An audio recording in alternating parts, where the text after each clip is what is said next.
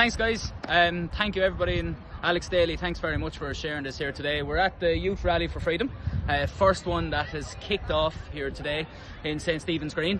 We hope everybody is to join us on this journey over the course of the next number of weeks and months in Ireland at the moment. My name is Caulfield, I'm 28 years old, I'm from Wexford. And the reason I'm here is because I believe we're at the precipice of the most seminal moment in human history. I think there's change coming that is completely unprecedented in any of our ancestors' lives. I really believe that young people in particular have been severely disproportionately affected and have their entire lives absolutely stolen from them. They've been guilt-tripped, they have been bullied, they have been chastised and castigated by the establishment to not live their lives and to not be out here having freedom. Why is everybody afraid to live their lives? We are out here, we're living under tyrannical occupation here in Ireland, and it's not just in Ireland, it is over the world. This is a global technocratic takeover. They want to create a neo-feudalistic system in which they own all the resources of the world. They want to consolidate and centralise everything, take away every element of sovereignty from every individual, take away the nation state, take away people's culture, their heritage, their livelihood, their traditions, their families, their friends, absolutely everything from them. Now that's not conspiracy theory, that's my opinion, based on my own research. And yes, I have done my research. And yes, I do not have a fully conceptualised view of this. Nobody does.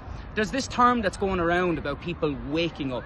And for those who don't know, the term being awake it's not very clear, it's not very tangible, but essentially what it means is you realise there's dark, evil forces here. And yes, I say evil, because there's a spiritual warfare being absolutely perpetrated by the elite upper echelons of society all over the world, and no more so than in Ireland. We are an absolute test case for the global technocrats. They are using us because of our ancestral history, because we were so in touch with nature, because we were the Fighting Irish, because we have the ability to feed 60 million people on this land. We are the land of saints and scholars. There's a lot of our Irish ancient history that's been hidden from myself. I never would have considered myself an extreme nationalist or an absolute patriot until I've realised that my nation and my people are under existential threat at the moment. Us back in Ireland thousands and thousands of years ago, we were actually the most progressive society. We were ruled by decree, not by consent. We actually did save civilization. We were so important. We were to the forefront of the advent of modern science. We created construction tools which are still used in modern day. People entered into individual contracts with one another in which they gave each other a family heirloom and it incentivized people to actually fulfill that contract. We didn't have this excessive governance over our lives. We had an embedded social contract in which there was a consensus. People agreed to it. We were incredibly progressive for our time. The nation state needs to come back. We have lost all our sovereignty. The nanny state is gone absolutely wild. Look at some of the mad things that they're putting out. You have to stand here, stand there, you can't sit inside to have a meal. We're in Ireland during the summer. What kind of weather do you think we have, lads? Seriously. But the reason I am here is that I'm trying to be kind of a contact between the youth and the older movement, because I feel so much sympathy and empathy for those younger people who did not know a world without social media, did not know a world which was built on the bedrock of strong community values, in which you called to your friend's door and you just knocked and you had good fun, you had good times with your friends and family, you knew everybody on your street. You weren't living in avoidance mode in your screens, completely polarised by technology and social media. Everything was the antithesis of good human values. Let's look at the kind of society that we have at the moment. It is not kind. It is not caring. It is not compassionate.